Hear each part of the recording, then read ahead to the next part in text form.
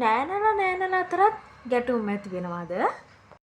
ඔයාලගේ ගෙදරත් මේ වගේ ප්‍රශ්න තියෙනවද?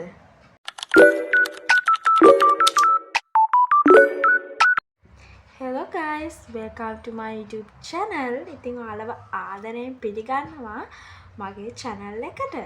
ඉතින් අද මං හිතුවා මගේ podcast video එකේ part 2 එක අරන් එන්න. එහෙනම් ඉතින් අද අපි ගිහින් බලමු මං අද මොකක් ගැනද කතා කරන්නේ කියලා.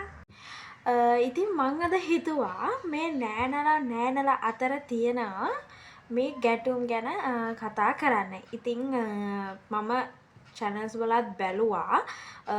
එහෙම කිසිම තැනක මම දැක්කේ නෑ එහෙම කතා කරලා තියෙනවා. ඉතින් මේ මම නෑනලා කියන්නේ නැතුව අක්කයි නංගි කියලාම කියන්නම්. ඉතින් මොකද මගේ හස්බන්ඩ්ට ඉන්නවා නංගි කෙනෙක්. ඉතින් එයා මට වෙන්නේ නෑනා.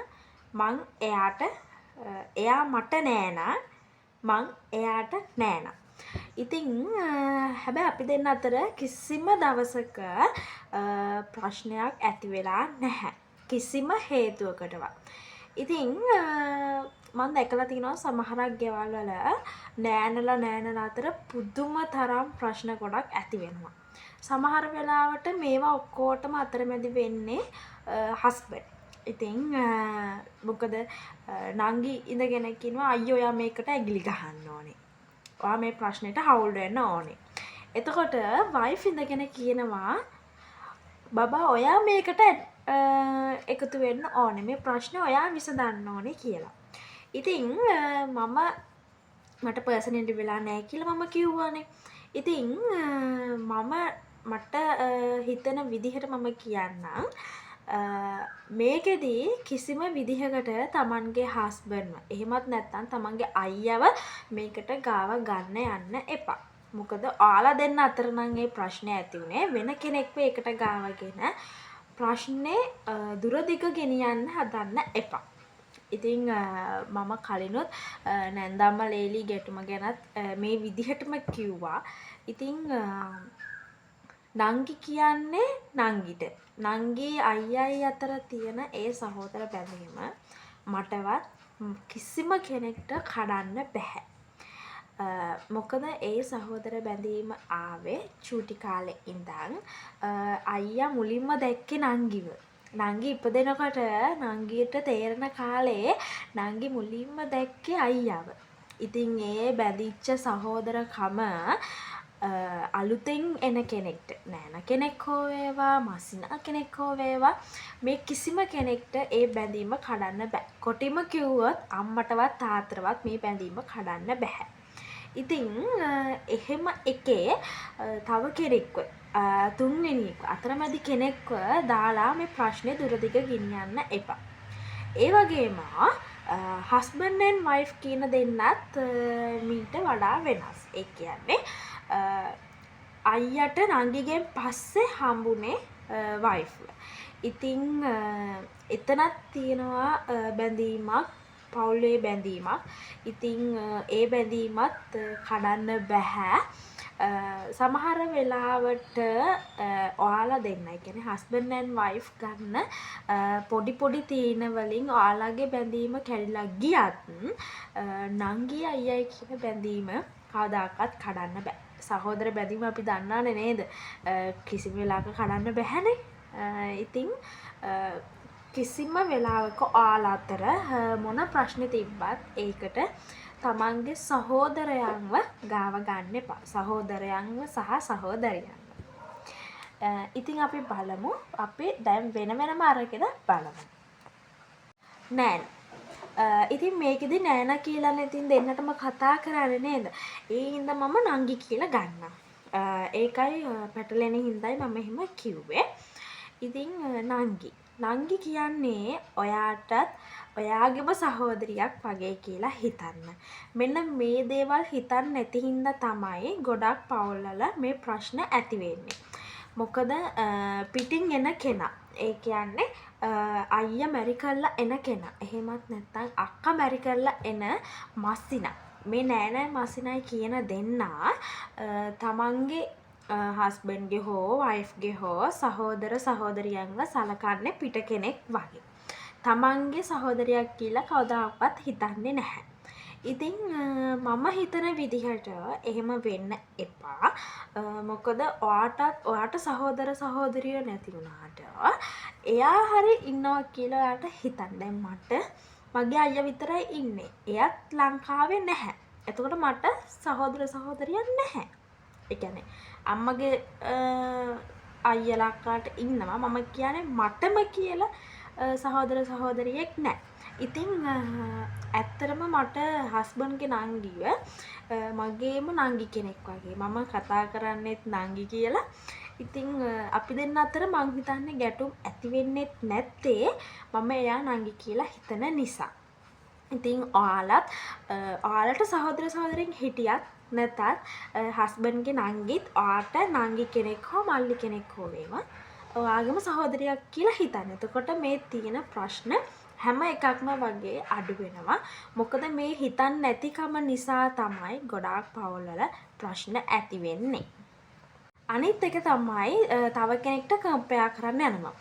තමන්ගේ පවුලේ නංගි නෑනා. ඒ කියන්නේ හස්බන්ඩ්ගේ නංගි. ඔයාලා දෙන්න අතර ගැටුම් ඇති වෙනවා. එතකොට ඔයාලා කම්පෙයාර් කරන්න යනවා අනිත් පවුල්වල මේ විදිහටද තියෙන්නේ. එහෙම නැත්නම් අනේ අනිත් පවුලේට ආපු තමන්ගේ අයියව බැඳලා ආපු ඒ වයිෆ් දැක්කහම අනේ මටත් එහෙම අක්කා කෙනෙක් හිටියනම් කියලා ඔන්න කම්පෙයාර් කරනවා. එතකොට ප්‍රශ්නයක් ඇති වෙනවා. එහෙම නෙමෙයි. තමන්ට ලැබුණ දෙයින් තමන් සතුටු වෙන්න. ඉතින් ඔයාලා දෙන්න අතර කම්පෙයාර් කරන්න තියාගන්න එපා. මොකද ඒ කම්පෙයාර් කරන එකනොත් ඔයාලා අතර රණ්ඩු ඇති වෙන්න පුළුවන්. ඒ වගේම මොකක් හරි අත්තරදීමක් හෝ මොකක් හරි ප්‍රශ්නයක් තිබ්බොත් ඒ වෙලාවෙම ඒක විසඳලා ඉවර කරගන්න. ඒක හිතේ තියාගෙන පාර ඉන්න යන්න එපා. මොකද ඒකනොත් ගැටුම් ඇති වෙන්න පුළුවන්. මොකද හිතේ පාර තියාගෙන ඉන්න එකෙන් ඉතින් හිතේ තිබ්බොත් දෙයක් ඒක ඒ වෙලාවෙම විසඳලා ඉවර කරගන්න. ඒක නිතරම ඔයාලගේ හිතේ තියෙන්න හැම වෙලේම වගේ ගැටුමක් ඇති වුණොත් ඒක මැද්දට දාලා තව රණ්ඩුව දික් වෙන්න පුළුවන් නිසා. ඒ වගේම තමන්ගේම සහෝදරියක් වගේ මං කලින් කිව්වා වගේම හිතන්න. එතකොට ඔයාලටම තේරෙයි අනේ මේ ප්‍රශ්න ගොඩාක් හරි සැහැල්ලු ප්‍රශ්න කියලා. ඉතින් මං කියන්නේ ඒකයි. එහෙනම් ඉතින් අපි අක්කා ගැන කතා කරමු. අක්කා. ඒ කියන්නේ අයියා මැරි කරලා එන අක්කා. අපි දැන් අක්කා ගැන කතා කරමු. ඉතින් අක්කා කියන්නේ තමන්ගේම අයියා මැරි කරලා ගෙදරට අලුතෙන් ගේන කෙනා.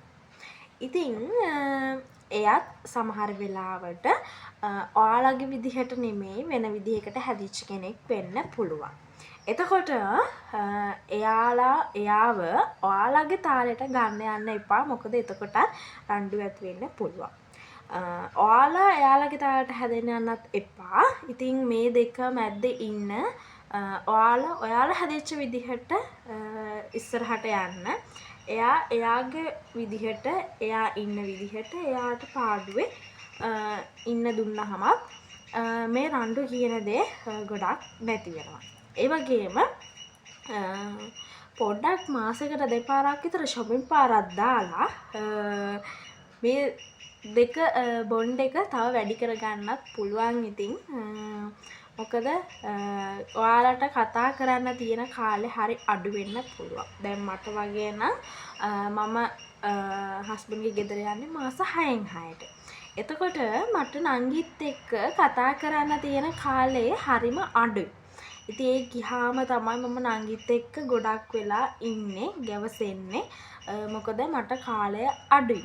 මොකද මම ඉන්නේ කොළඹ, හස්බන්ඩ් ඉන්නේ අනුරාධපුරේ. ඉතින් අපිට ෆෝන් එකෙන් තමයි කතා කරන්න වෙන්නේ. නංගිගේ චූටි දුව ඉන්න හින්දා ඒ කතා කරන්න වෙන්නේත් නැහැ. ඉතින් අර අපි දෙන්න අතර තියෙන සම්බන්ධේ ඉස්සරහට ගෙනියන්න බෑ අපි දෙන්නට කතා කරන්න බැරි හින්දා.